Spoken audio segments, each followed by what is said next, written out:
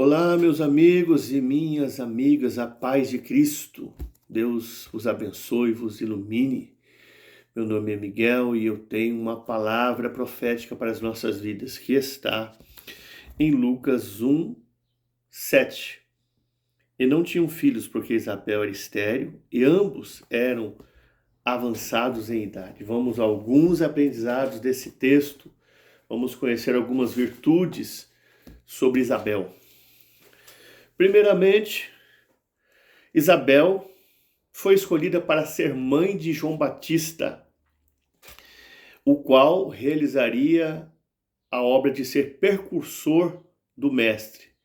Isabel era filha de Arão, da tribo de Levi, e foi esposa de Zacarias e prima de Maria. Isabel era estéril, e a esterilidade naquela época era considerada pelos judeus como um desfavorecimento de Deus, uma punição divina.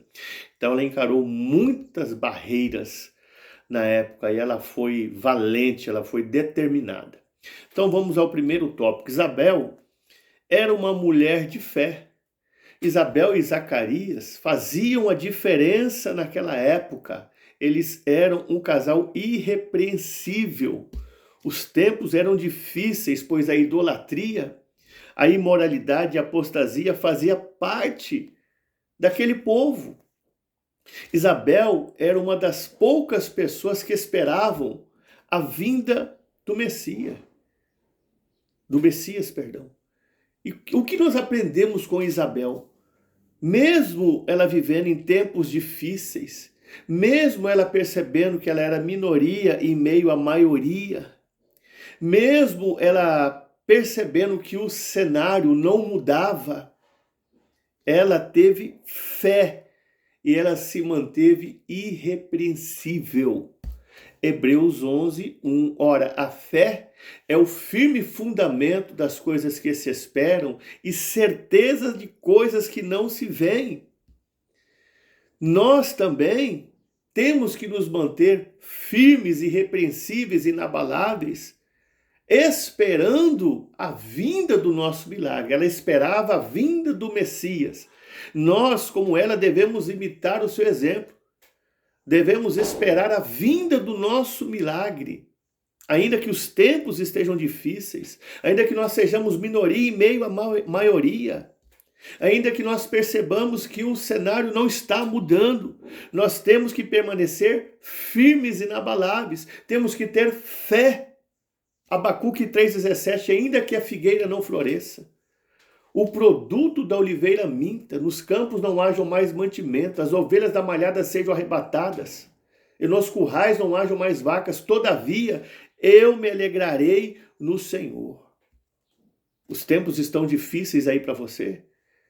Você está vivendo um tempo de esterilidade na sua vida financeira, um tempo de esterilidade na sua vida conjugal, um tempo de esterilidade na sua vida espiritual, um tempo de esterilidade na sua vida ministerial. Tenha fé, continue crendo, mesmo vendo as circunstâncias todas contrárias ainda, mesmo vendo tudo andando para trás, existe uma promessa para a sua vida e para a minha vida. Isabel esperava a vinda do Messias, continue esperando a vinda do seu milagre, mesmo que tudo esteja contrário. Tópico 2. Isabel era uma mulher forte. Isabel enfrentava a dor da esterilidade e era considerada pelos judeus como maldita. Porém, nem mesmo enfrentando o preconceito e a dor da esterilidade, sendo rejeitada pela sociedade, nem mesmo assim ela deixou de servir a Deus no seu espírito. Nem mesmo assim ela deixou de servir a Deus em espírito e em verdade. Os anos se passavam, prolongava-se a vinda do Messias e ela continuava irrepreensível, inabalável. Ela era uma mulher forte e determinada. O texto não relata que Isabel vivia murmurando, reclamando, falando da dor do seu processo para as pessoas. O texto não relata que ela vivia angustiada, reclamando pelos cantos. Eu creio sim que ela falava com o Senhor em secreto. de falando sobre a dor do processo, mas não reclamando da dor do processo. Falando da sua angústia, mas não reclamando da angústia. Falando muitas das vezes do seu desespero, mas não reclamando do desespero. É diferente. Como está relatado em Salmos 25:14, o segredo do Senhor é para aqueles que o temem. Ela tinha os seus segredos com o Senhor, nós temos que ter os nossos segredos com o Senhor. A maioria das pessoas que se dizem cristãs, nos dias de hoje, quando passam por um processo difícil, um processo de dor, quando passam por momentos difíceis, por crises, por caos, por perdas, vivem indo para o Facebook, vai para o Instagram, vai para o Kawaii, vai para o YouTube e começam a falar da sua vida, a reclamar da sua vida, expor a sua vida, falar dos problemas, falar das lutas. Em vez de ir e falar diretamente com o Senhor. Muitas das vezes Deus quer que nós guardemos segredos e venhamos falar direto com Ele. Mas as pessoas preferem ir para as redes sociais. Nós devemos aprender muito com Isabel. Se estamos vivendo um período de esterilidade, seja em qual área que for de nossas vidas. Nós não devemos nos importar com julgamentos, com preconceito, com olhares de reprovação, com apontar de dedo, com deboche. Nós devemos ser fortes, como Isabel. Ela era forte e determinada. Todas as barreiras e empecilhos que vieram contra ela, preconceito, a esterilidade dela, chamavam ela de maldita, desfavorecida por Deus, não tinha um favor divino na sua vida. Nada disso a tornou frágil, ela ficou inabalável e forte. Como está em Neemias 8:6 na parte B, relatado que a alegria do Senhor é a nossa força. A nossa alegria não está nas pessoas, a nossa alegria não está nas coisas, a nossa alegria não está nos acontecimentos, a nossa alegria não está no dinheiro, a nossa alegria não está na fama, a nossa alegria não está no prestígio, a nossa alegria está no Senhor. Independente da circunstância, eu tenho a alegria de Deus no meu coração, não é a alegria do mundo, não é a alegria nos lugares, é a alegria no Senhor. Como eu sempre narro aquele versículo de Filipenses 4:12, sei estar abatido, sei também estar em abundância. De toda forma, em toda maneira, eu estou instruído, tanto a ter fartura como ter fome, tanto a ter abundância como padecer necessidades.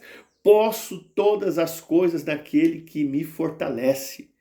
Paulo estava instruído a tudo. Esse é o verdadeiro cristão, está instruído a tudo. Na fartura, glória a Deus. Na abundância, glória a Deus. No vale da sombra da morte, glória a Deus. No deserto, glória a Deus. Está dando tudo errado, glória a Deus. Houve perdas, glória a Deus. Estou no estreito, glória a Deus.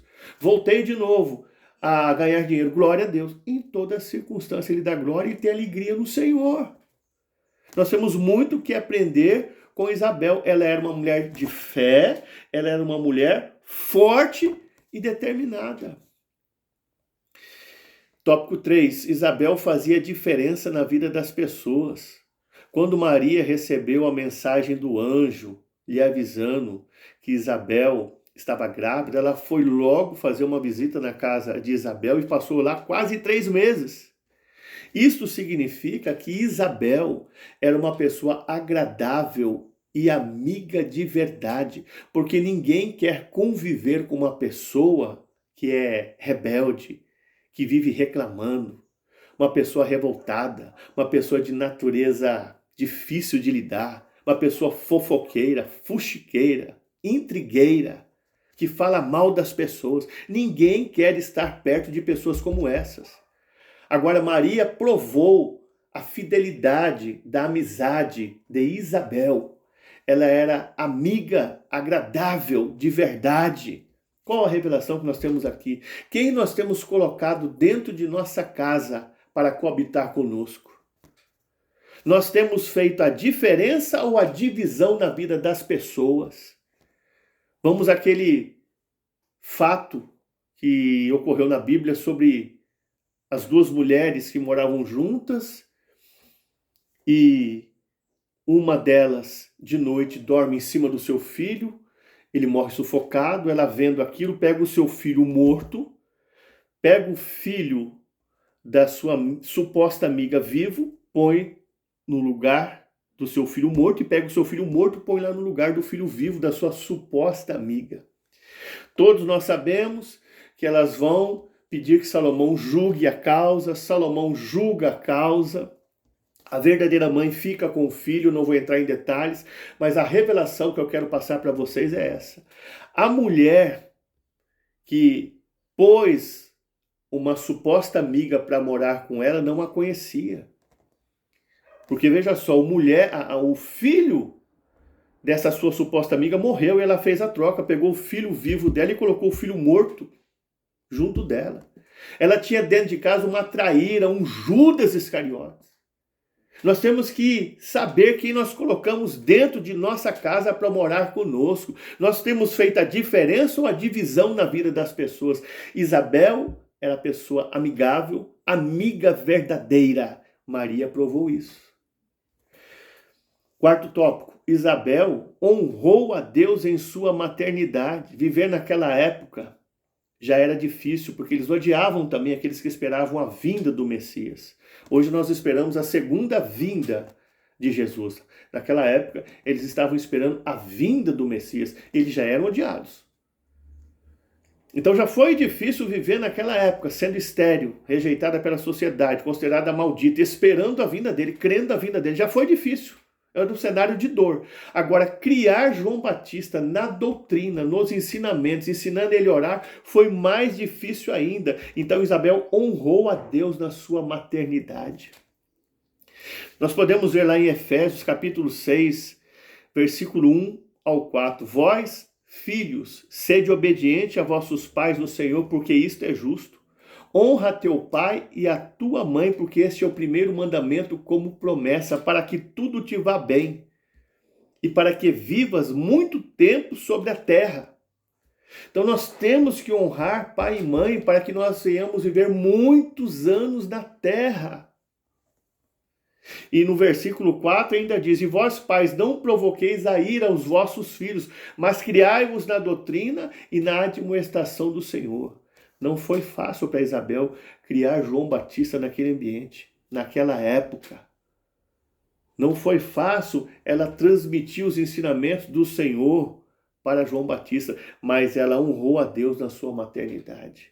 Então que nós venhamos absorver esse ensinamento sobre Isabel, todos nós.